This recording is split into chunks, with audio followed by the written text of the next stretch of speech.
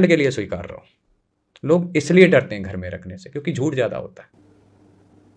Actually में reason ये है। तो भैया आपने माँ काली के बारे में इतना कुछ बताया, अगर कोई पॉडकास्ट देख के और माई के किसी भी स्वरूप की पूजा करना चाहता है तो आप थोड़ी सी पद्धति बताओगे जो प्रॉपर तांत्रिक वे में भी ना हो और प्रॉपर पद्धति के साथ वो सेवा कर सके और हो सकता है उसको दर्शन भी हो जाए। देखो, गृहस्थी के लिए जो भी पॉडकास्ट देख रहे हैं, ठीक है, उनके लिए दक्षिणेश्वर काली का स्वरूप अति उत्तम है क्योंकि वो भक्त और भगवान के बीच की एक डोर है, माँ पुत्र की एक डोर है ना। वो अति उत्तम है गृहस्थी के लिए, दक्षिणेश्वर काली की पूजा करें।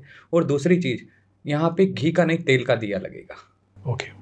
मस्टर्ड ऑयल यानी सरसों का तेल, उसका दीपक लगाएं। कुछ स्वीट्स भोग में दें, है ना, वो प्रसाद के रूप में फिर घर वाले ग्रहण कर सकते हैं, है ना। ये सिंपल है। माँ की आरती करें, स्तुति करें, है ना, अपने भाव से जैसे कर सकते हैं, अति उत्तम है। क्योंकि एक चीज़ समझिए, अगर आप देवी काली को पूज रहे हैं तो गृहस्थी साथ में बटुक भैरव को पूजे। ओके। ठीक है, क्योंकि बटुक भैरव के लिए उन्हें फिर ओम बटुक भैरवाय नमः इसका जाप करें, ओम भैरवाय नमः नहीं, क्योंकि हम किस भैरव को बुला रहे हैं, ठीक है, तो उसका पर्टिकुलर नाम लेना भी ज़रूरी है। ठीक है, और भैरव को भी तेल का ही दिया लगता है। ओके। ठीक है, तो तेल का ही दिया लगाएं, है ना। तो ये चीज़ थोड़ा सा ध्यान रखें। और कोई माला का भी नियम? माला इसमें स्फटिक की माला ले सकते हैं, स्फटिक की माला पे जाप करें, है ना। अगर किसी के पास स्फटिक की माला नहीं है, ठीक है, तो वो ले मिल जाती हैं। लेकिन वहाँ एक दो चीज़ों का ध्यान रखें, चाइनीज़ ग्लास भी आता है, तो इसकी थोड़ी सी पहचान रखें। स्फटिक की माला लें, स्फटिक की माला पे जाप करें, है ना, अति उत्तम है। देवी के आप रूप को स्फटिक की माला पे जाप करिए, बहुत अच्छा, क्योंकि स्फटिक ठंडा होता है। ओके। तो वो मंत्र जब आप जाप करोगे या कुछ करोगे तो वो आपके अंदर भी उग्र ऊर्जा नहीं देगा। और इसमें पूछना चाहूंगा, आपने भोग का बताया, भोग में और बलि में फर्क क्या है? और अगर कोई मतलब किसी को अगर नीड ही नहीं है, भोग से ही हो रहा है, तो वो बलि क्यों देगा फिर? ऑब्वियसली देखिए, बलि तंत्र के अंतर्गत आती है। किसी ने कोई संकल्प लिया है या कोई अनुष्ठान कर रहा है, वो उसके अंतर्गत आती है, तो वो उस चीज़ की तरफ ना देखें, वो सिर्फ अपनी जो साधारण पद्धति है उससे फॉलो करें, है ना। दक्षिणेश्वर काली का जाप करें, माँ के उस रूप का। देखो, गृहस्थी के लिए शमशान की काली नहीं, कपाल काली नहीं, रुद्र काली नहीं, दक्षिणेश्वर काली, आकाश काली वैसे युद्ध की देवी है, वो भी स्वरूप नहीं। तो ये चीज़ समझिए। वहीं तारा के भी 3 भेद हैं, वो भी समझिए। तो हर एक चीज़ को जो गृहस्थी के लिए उत्तम है उस हिसाब से चले, उस मार्ग से चले, वो अति उत्तम है ना। इतना सा करेंगे, ठीक है, सब मंगल होगा। माँ पे विश्वास रखें, माँ की आशीर्वाद पे, माँ के प्रेम पे विश्वास रखें, और विश्वास को कभी डगमगाने मत दें। परीक्षाएं होती हैं जीवन में। देखो, जीवन का अर्थ ना उतार चढ़ाव है, जीवन कभी समतल नहीं चढ़ता। आज पहाड़ है, पहाड़ कभी सीधे हुए हैं, लेकिन अडिग्ड खड़े हैं। इसलिए देवी देवता भी हिमालय में वास करते हैं, क्योंकि वो स्थिर हैं, वो सेवा में हैं। समझ रहे हो बात को? ना उन्हें तूफान हिला सकता है, ना कोई प्रलय हिला सकती, वो मौज में खड़े हैं ना पर्वतराज। तो वैसे ही अपनी भक्ति को भी दृढ़ रखो, ताकि कोई हिला ना पाए। कोई तूफान आए, आंधी में कुछ आए, संकट आए, लेकिन वहीं आप साधना के नियम में बंध जाते हैं। गृहस्थी साधना शुरू कर दी, बीच में खंडित हो गई, तो उसके दुष्प्रभाव पड़ते हैं। ओके। वो दुष्प्रभाव से कैसे बचोगे? क्योंकि साधना नियम से चलती है। तो जब साधना करते हैं तब बलि देनी पड़ती है, उसमें भोग प्रसाद से काम होता है? ये निर्भर करता है कि आप कौन सी देवी के लिए जाप कर रहे हैं, कौन सी देवी का आह्वान कर रहे हैं। जैसे फॉर एग्जांपल महाकाली, उनके साथ कौन से गण चल रहे हैं। ओके। कई चीजें होती हैं, ये नहीं है कि झटैक से बलि दे दी, ये नहीं होता है, ये चीज है। तो इन चीजों को समझो, उस हिसाब से करो। देवी काली से कभी मत डरो, वो माँ है, प्रेम का अनंत सार है, सागर है। उसके रहस्य कोई समझ नहीं सकता है, ना इतना समर्थ कि वो कोई उसे समझ पाए। वो कब कहाँ किस पल क्या दे दे कोई नहीं जानता, उसकी लीला वो ही जाने। जब वो देती है ना, तो वो ऐसे भर के देती है, ऐसे भर के देती है कि आपके ये 2 हाथ है ना, 10 भी हो जाए तो भी कम पड़ जाए। हाँ, लेकिन अगर आपके अंदर लालच है तो वो कभी कम नहीं हो सकता। अतः सागर भी आपको उसमें डुबो देना तो भी कम नहीं होगा। इसलिए शुक्राना करना चाहिए उस भगवती का, उस माँ जगदम्बा का, उस महाकाली का, कि उसने हमारे पैरों को, हमारे शरीर को स्वस्थ रखा हुआ है, हमें अपने चरणों से लगा के अपनी सेवा का मौका दे रखा है। सबसे बड़ा शुक्रगुजार इसका करो। आप सुबह उठे हो, आपने नया दिन देखा है, इसका शुक्रगुजार करो। हाथ पैर सलामत है तो आप कमाई लोगे ना कर्मयोगी बन के। बिल्कुल। लेकिन सबको चाहिए जादू। जादू से नहीं होता है। ज्ञान कभी बेचा नहीं जाता ना खरीदा जाता है। ज्ञान तो स्वतः उत्पन्न होता है। ज्ञान को समझने के लिए, ज्ञान में उतरने के लिए झुकना पड़ता है। जब झुकोगे तभी तो नई कलियां आएंगी वृक्ष में। सीधे खड़े रहोगे तो वो सूख जाएगा तेज धूप से। झुका हुआ वृक्ष ही छांव देता है, झुका हुआ वृक्ष ही फल देता है। अकड़ तो मुर्दों में होती है। इंसान झुके हुए अच्छे लगते हैं।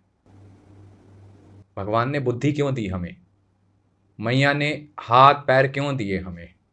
ताकि हम कर्म करके खाएं, बेवकूफ बना के नहीं। कर्म प्रधान सर्वत्र, सब प्रथम। कर्म प्रधान हर जगह, सबसे पहले। आप जो कर रहे हैं, आप जो बीज बो रहे हैं, वही आपको मिलेगा ना।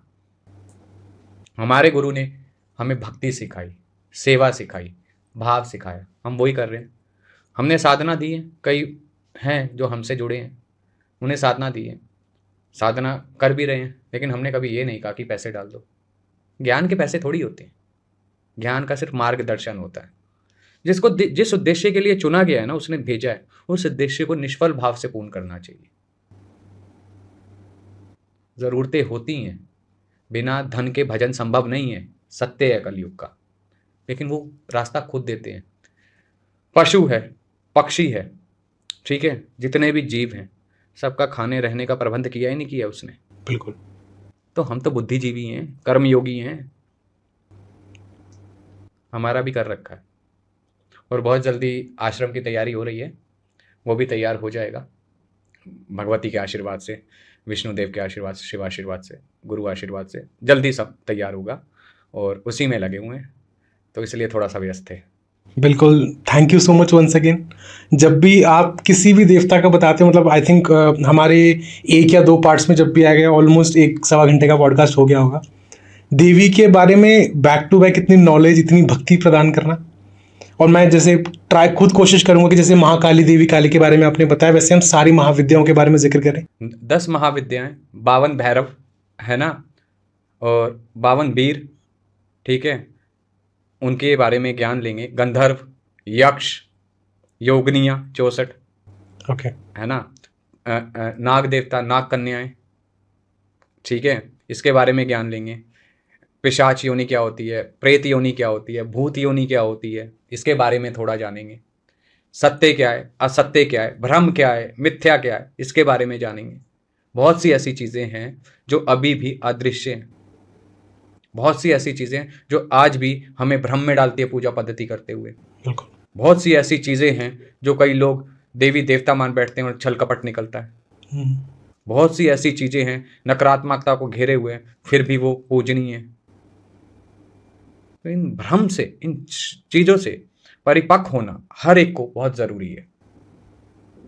हर पद्धति को समझना, हर रहस्य को जानना बहुत ज़रूरी है। किसको किसके साथ जुड़ना चाहिए, कुल देवी देवता कौन है, इष्ट आराध्य कौन है, इनका ज्ञान हर एक को होना चाहिए।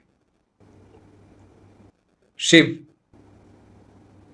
कौन है, क्या है, उनके प्रति स्वरूप क्या है, हर रूप का अपना अर्थ है। निराकार से साकार की यात्रा का अर्थ है, एक उद्देश्य का अर्थ है, अंत से आरंभ का अर्थ है।